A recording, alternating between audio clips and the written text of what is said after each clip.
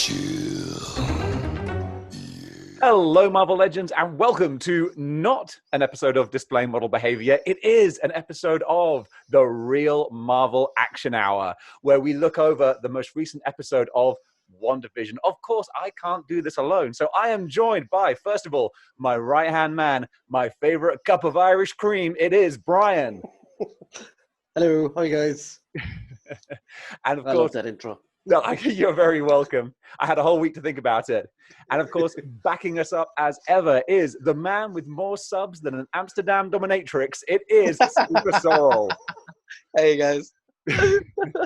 Amazing. And of course, I am, for this week at least, your producer slash seducer, David Displays Model Behavior. And guys, what a week it's been. Ash, stop me if I'm wrong, but we don't really have any news to catch up on besides what happened in WandaVision. Talk to me. Oh, yes, we do. We have a few things to discuss, boys. So, Sony have pushed back the release of Morbius for January of 2022. Not a massive bit of news, but just a bit of news there. So, Morbius will be in 2022 now. But we have sucks. Yeah, we have had, just as times of the essence, I'll just rattle through them because we do also have Funko's Deadpool. They're doing a 30th anniversary minifigure series with a Happy Birthday Deadpool birthday cake. Okay. Which looks interesting. Ooh. And the main topic that I think we're going to discuss here is, have you seen the listings that came up from Hasbro from a distributor called Everest about the Marvel Legends for this year? No, I have not. But dude, this sounds exciting. I didn't even know this was a thing. Normally this is like plastered all over the Facebook groups, but this has escaped me. This literally came online on the 22nd and nobody's talking about it. But it's all over marvelnews.com. And it's all over JT Prime and a load of other YouTubers from America. But it looks like those guys in the UK have missed the news. Okay, because yes, normally that is the case. That's why I only ever did one news show and then thought, well, this is a waste of time. Because if you look off over into the horizon, you will see, the pulse. And then here's my thumb jammed firmly far away from it. Completely useless as far as news is concerned. So what are the reveals, or at least the hints? What's going on? So the hints that they've given us so far is the titles of the sets. So we've got Marvel Legends 3.75 Retro Assortment. Okay. We've not had a 3.5-inch retro series for a long time. Oh, I didn't even think. Of course, 3.75 inch. Yeah, those are the smaller ones. Ugh, I don't want them. No, spin on. Marvel Legends Classic Assortment. Okay, that's encouraging. So there's a new classic series coming by the sounds of that. Red costume Daredevil. Come on, red costume Daredevil. Then we've got F4, so Fantastic Four, Legends Retro Assortment. We know they're coming, obviously. We've had with the Doom. We kind of hinted that they were probably going to be coming, so that's confirmation. Then Marvel Villains Legends with Skull.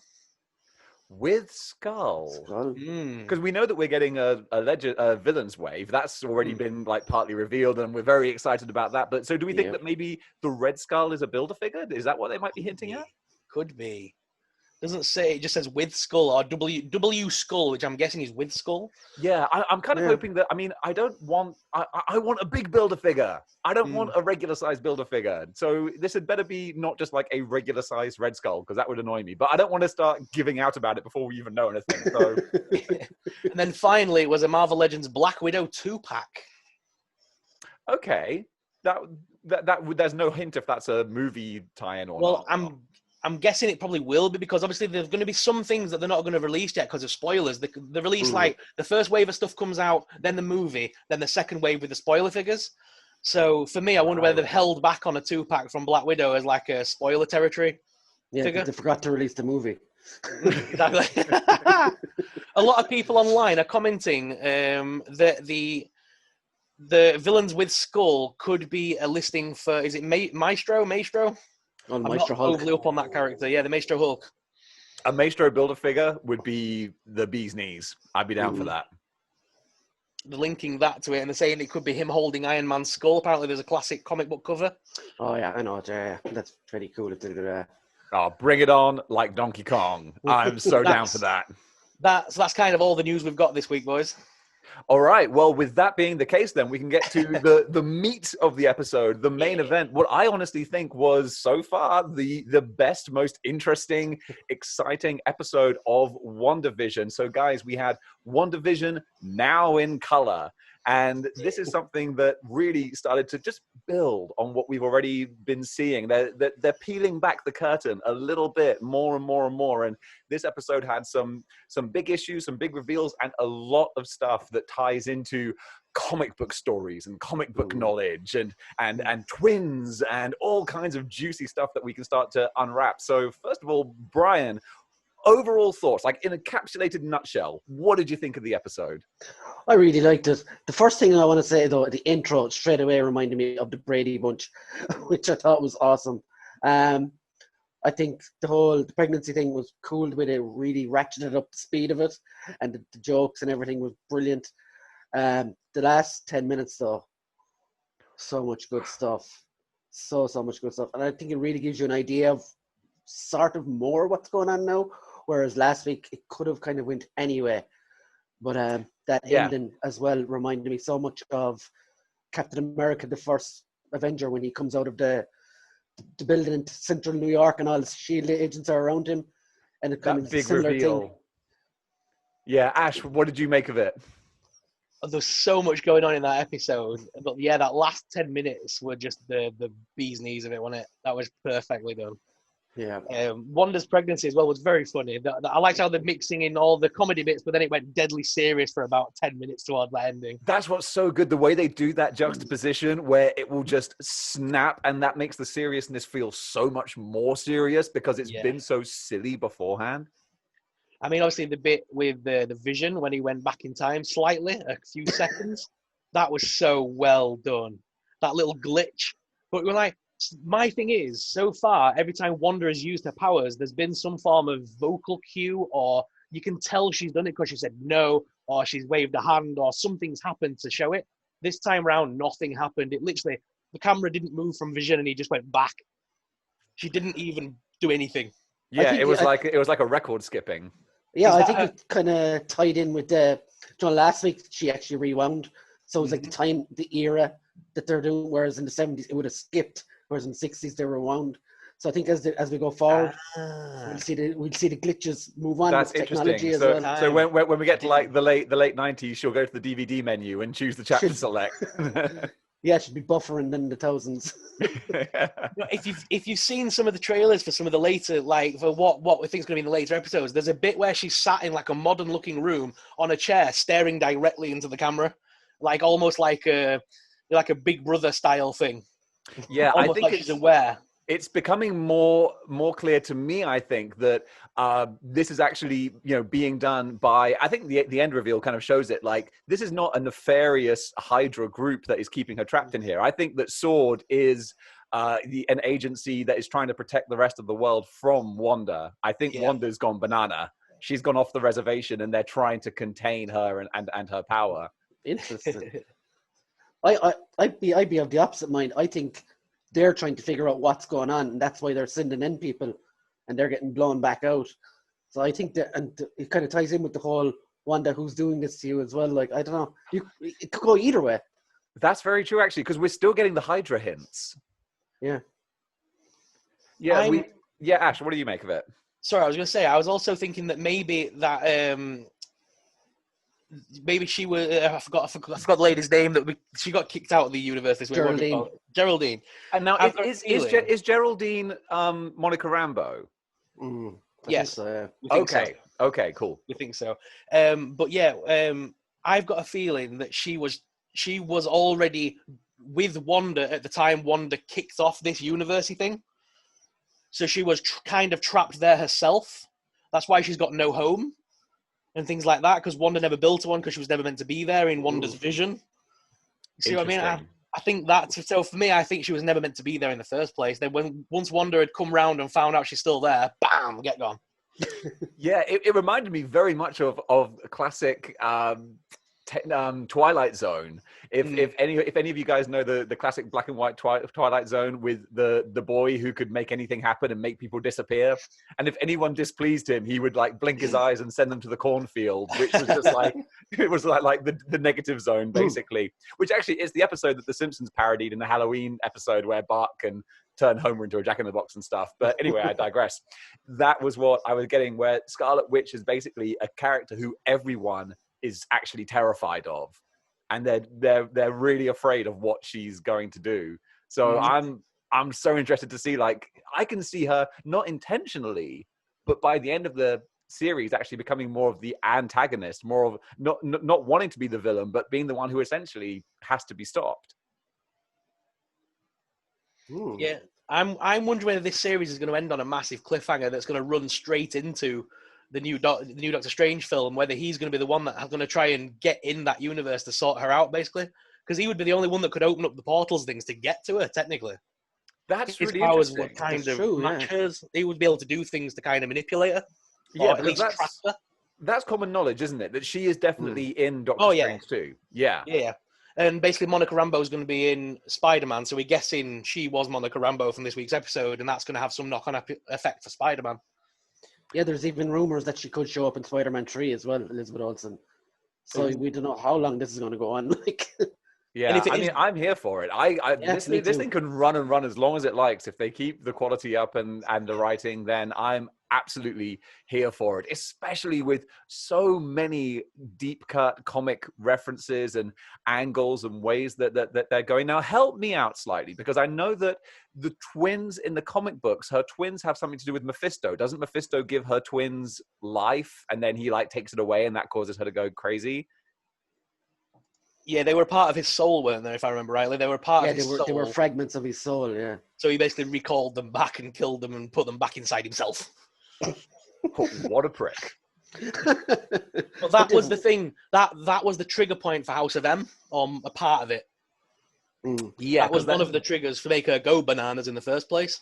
Yeah, that sort of kicked off the disassembled arc, didn't it? Mm-hmm. Yeah, that's it. I still need to go back and read that. People on my channel have been giving me so many reading lists of things. I gotta go read Guardian Devil. I gotta go read Disassembled. There's a lot of good stuff. So yeah, I'm really excited to see where these twins come from, if they will exist, if they can exist in the real world. Like, if you who knows? Because also, I think the big one, at least for me, the big moment of the episode was the mention of Quicksilver. And like that, Quicksilver is a character that I was really, I liked the way they killed him off. I thought it was very well written and it was a good poignant, but it was just sad because I liked Quicksilver as a character. So do you guys think that they might even bring him back, Brian? I think there could be a flashback in there, definitely somewhere. Like, going along as the episodes go on, she's only going to get more agitated and madder, and I think you'd see, excuse me, you'd see more visions and stuff. Pun intended. Of stuff like that happening. And could he have a cameo in future? I don't know. Could be very like. I know is this a spoiler or what? But the guy that played Quicksilver in X-Men, is down as a cast listing for this. So Evan Peters, isn't it? That's interesting. Could she see another version of Quicksilver? That would be really bizarre. I mean, I would be here for it. That would be cool and bonkers. But yeah, could you imagine if like she, because she can't control her power, she tries to bring a Quicksilver into reality, and she kind of because also I can just imagine like Quicksilver just turning up as like one of her neighbors or something, and like who it is, but like she's just blipped him into her reality. But that's the hard thing with this, is like you can speculate anything because nothing is off the table, which actually makes this podcast completely redundant. But no, I'm so excited to see where it goes in that regard, and we got way more hints with her two neighbors as well, that they know that up. But Ash, what was the Hydra reference? We had another advert, didn't we? Was it another commercial? We did. We had another commercial episode of this one, which again was all about Hydra. So in episode 1, we got the Stark Industries toaster. Episode 2, we got the Hydra watch. This time round was an escape your own reality and find the goddess within, were the two taglines. Oh, you know who's a goddess in Marvel? They've been hinting at Storm making an appearance in Black Panther 2. Is it Black Panther 2 they were talking about Storm? Again, that's hearsay and conjecture, but any talk of a goddess, that's kind of interesting.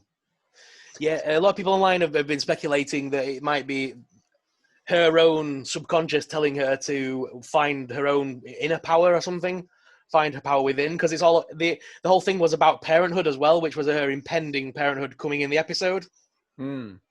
Yeah, that I loved what they were doing with the pregnancy, just getting like sort of because like as as a fan of morbid body horror, I was like, oh, this is almost like Cronenberg sort of stuff here.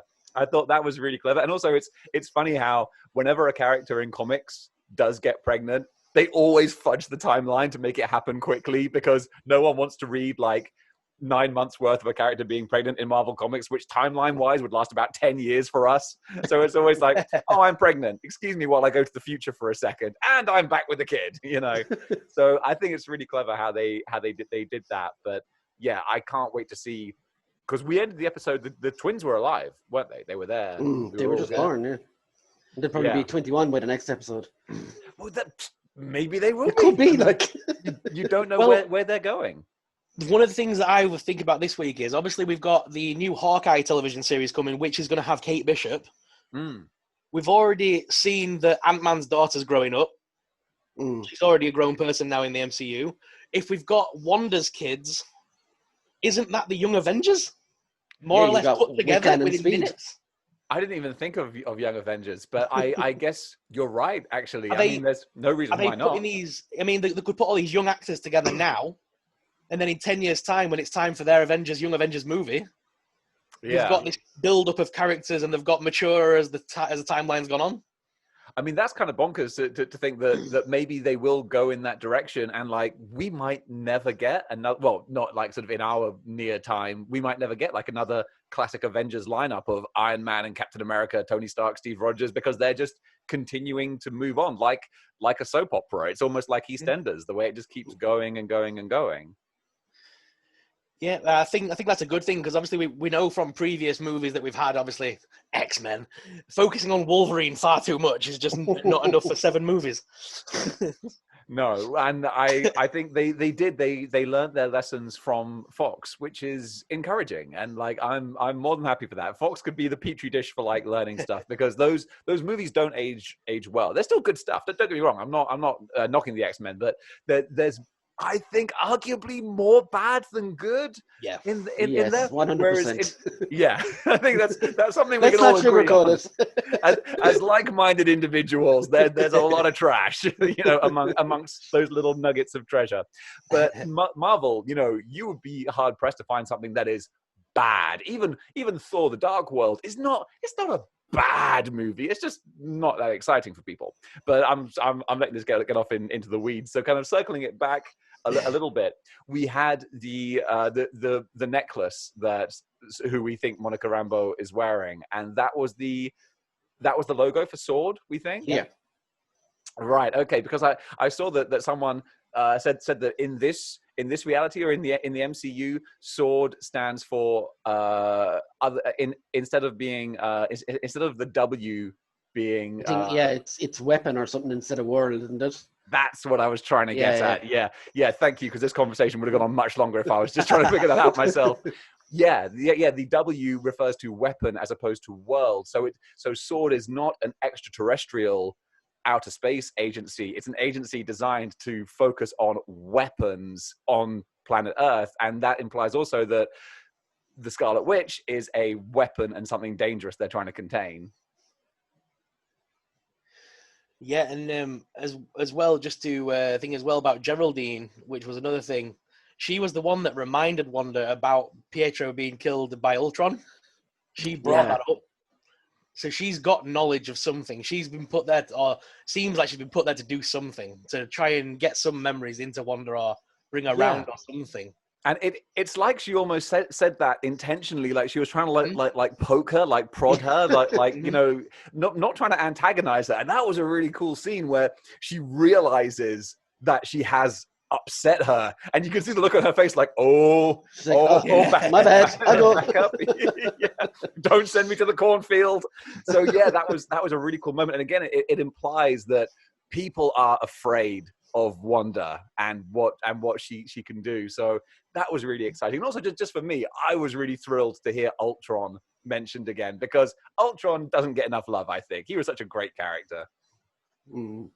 Like, I think, that ties in with the two neighbors as well. When, is it Herb is his name? He almost reveals something to Vision, and Agnes is like, Stop. Yeah. Like, what you say? Oh, no, nothing. I'll just continue cutting the fence with my chainsaw. I'm really worried that this whole show we're going to get reattached to Vision, and we're going to fall back in love with the character, and then in the end they're just going to go poof, he's gone. Sorry, he wasn't real. That would really upset me. My one hope for this show is that we do get Vision reincarnated in the real world, because I'm going to be gutted if we lose him at the end of this. What do you think, Ash? Do you think he's going to come out? Well, she does have reality-changing powers, so she can technically do what the hell she wants. Technically, she could bring him back like that if she wanted to. It's just whether Marvel will do it. And is it? This is the thing. Is it to me? Is that lazy writing? We've had all that wonderful build-up, his death and everything, the consequence of his death, and then just to go, oh, he's back. I know that's the Marvel thing to do, but is it right in this MCU? Yeah, I don't know. I don't mind people being brought back from the dead if that was the intention when they killed them. If they killed them with the idea of like, no, we're killing them so that we can bring them back. That's a whole overarching story. That's okay. It's when someone like goes and like, oh, remember that really poignant death that someone else wrote? Yeah, let's undo that. Yeah. What do you think, Brian? I think they 100% like the Wakandan thing. They put that there for a reason. Yeah. And they didn't reveal whether he was 97% downloaded or 100%. They left that dangling for a reason. I think that's their fail-safe if they want to bring Vision back. Yeah, I keep forgetting about that. Yeah, what do you think, Ash? If this group are all about sentient life, maybe they've got the 97% of Vision from the machine in Wakanda, and they're using Wanda to maybe build the last 3% from her memories. And that's why they keep poking her to remember things about the timeline. Because also, Age of Ultron is where Vision came into existence. Mm-hmm. She lost her brother, but she gained Vision. Yeah, it's interesting, isn't it? I'm so intrigued to see how the greater Marvel universe ties into this, because I'm sure that there are going to be more characters, more references, not just deep cut Easter egg comic references, but more straight up references to previous films, previous characters that we have no idea about, and that's what's so great about the series is you don't know what direction it's going to go in. And I know we said this last week, but how many episodes are we talking? Is it 8? 9? 9. Okay, so we're a third of the way through. We have a lot more to find out. So we're kind of covering any sort of predictions we're thinking, but you guys are always so much better at this than I am. What Easter eggs, if any, that we've missed were mentioned that we might not have thought about? Ooh, Easter eggs this week.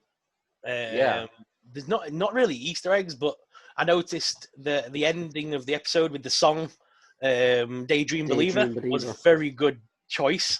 She was obviously they've just sent Monica Rambeau out of the world, and she's now woken up. So she was a daydream believer. That's it. And also, I mean, just my number one karaoke choice as well. So I mean, I was applauding along to that. I was like, bravo, Marvel. But the last line before it went black was, "Oh, what can it mean?" Then it went to dark screen, and then it carried on. Yeah. So it's like that was a very cool choice of way of ending it. Now, people have been saying actually that there was a hint in the trailer, in the opening, that Wonder Man might feature or appear. I don't know what that hint was. I think there was some like pixelated W or something. Or I think so many people see this as like a Rorschach magic eye picture, and it's like, oh, that was definitely a W. And it's like, was it? Was it? But I know that what's the deal with Wonder Man and Vision? Because Wonder Man's got something to do with Vision, hasn't he?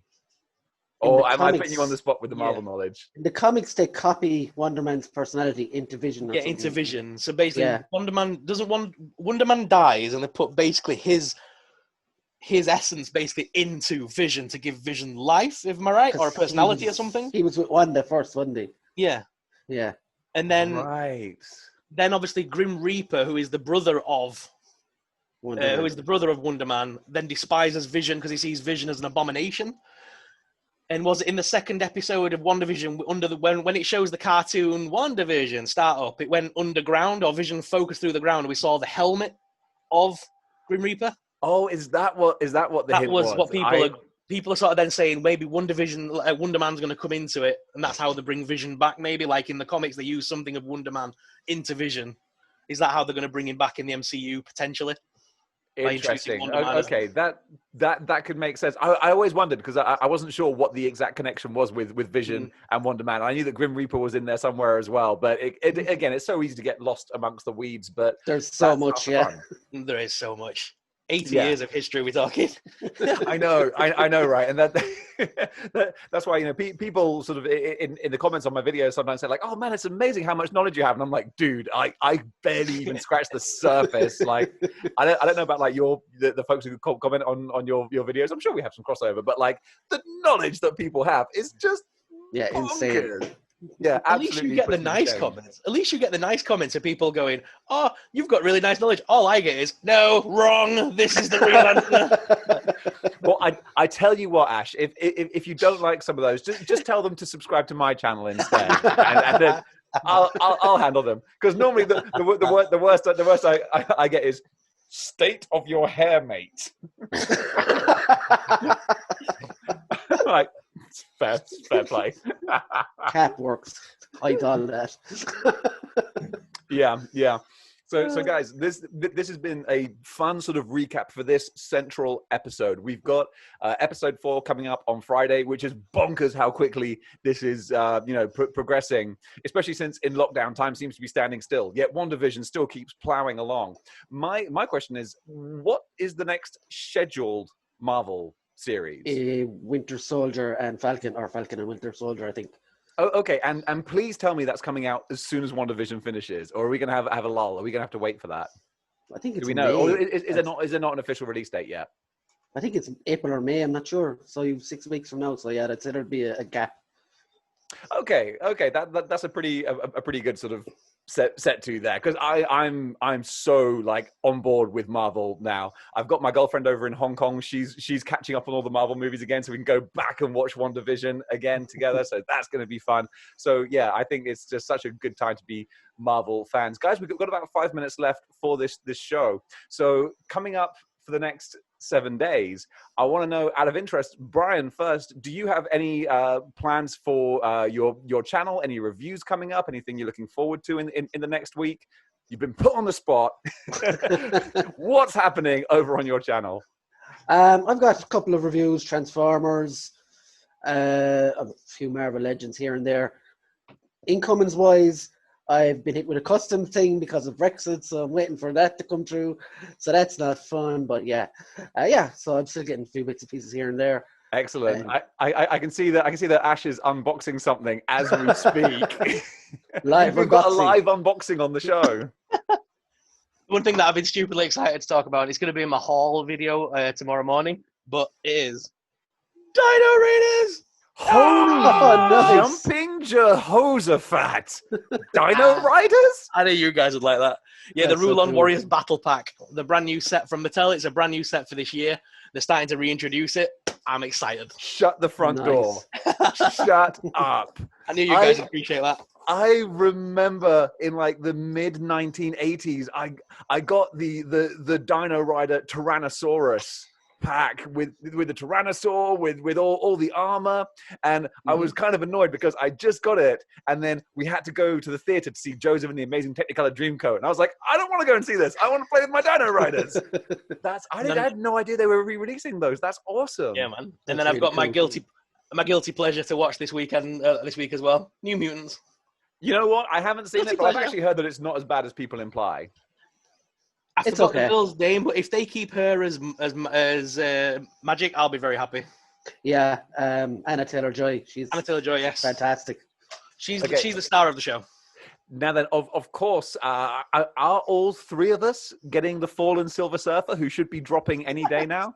Yeah. Yep. Of course we are. All right, who's going to get their review out first?